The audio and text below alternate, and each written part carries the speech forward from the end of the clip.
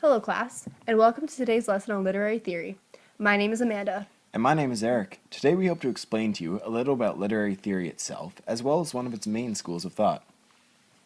First, let's look at what a literary theory is. It is defined as a system of analysis used to examine and study different works of literature. So then you may be wondering, what exactly does this mean? Well, in essence, this means that a literary theory is basically a particular way to look at those books which we observe every day.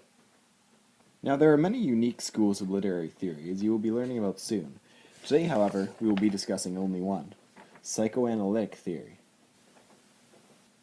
Now let's lay out the basics. Psychoanalytic theory is based on the analysis of literature from a psychological perspective, applying theories and concepts from psychology to literary works.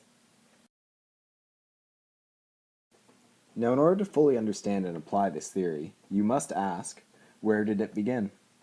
Psychoanalytic theory began from the concept of psychoanalysis that was established by psychologist Sigmund Freud. Throughout his life, Freud contributed greatly to the advancement of psychology. In his founding of psychoanalysis, he changed the way that psychologists look at mental problems, shifting away from the more rigid focus to more abstract ideas. With Freud's concept of psychoanalysis, the origin of psychological problems is viewed as originating in the unconscious. On its most basic level, then, this concept teaches one to look beyond the superficial in the analysis of any situation. This can clearly then be applied to literature just as well. Utilizing this concept, Freud employed and developed many of his lasting theories. Although the psychoanalytic theory may deal with any number of psychological viewpoints and theories, we will first examine those of Freud. Now, there are two of Freud's prominent ideas which we will examine in relation to literature, the Oedipus-Electra complex and the three-part psyche. Firstly, we will discuss the Oedipus-Electra complex and analyze it in literature. This is a concept denoted by Freud, which states that all boys around the ages of 4 or 5 will develop a sexual desire for their mothers. In this way, they will become jealous of their fathers and desire to kill them.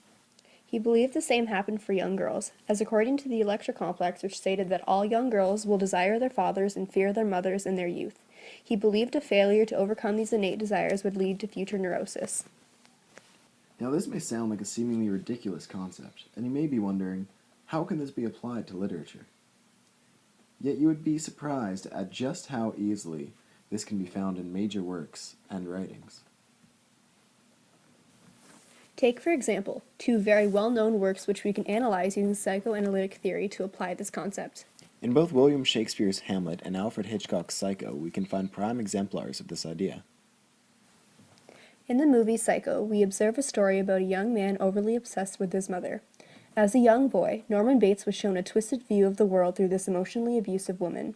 In their life alone together, Norman developed a strong obsession. When his mother found a partner, Norman was driven to kill him as well as her out of jealousy. Using psychoanalytic theory, we can look at this film from a psychological perspective and relate it back to Freud's Oedipus complex. Norman's irrational jealousy was clearly a product of his unhealthy desire for his mother. His inability to overcome this stage led to this severe neurosis later in life, creating the Norman Bates we all know today. In a similar fashion, we can too apply this to Hamlet. In this play, we follow the story of a prince who is mourning his father's loss. Upon his father's death, his mother remarried with her brother-in-law, Claudius. His father's ghost informs him that it was indeed Claudius who has killed him. Upon proving his guilt, Hamlet is hesitant to kill Claudius and decides not to at that point. If we must apply psychoanalysis to this situation and ask, why would he spare the man who murdered his father? Well, according to the Oedipus complex, it is seen that Hamlet spares Claudius out of guilt. Hamlet feels guilty because he desired to do just what Claudius did, kill his father and marry his mother. This desire for his mother is also seen in his lack of sexual interest with Ophelia, or any other woman for that matter. This guilt leads him to question whether he is truly better than Claudius, who merely enacted these desires. So, now that we can begin to see just how this literary theory can be applied around us, let's take a look at another concept.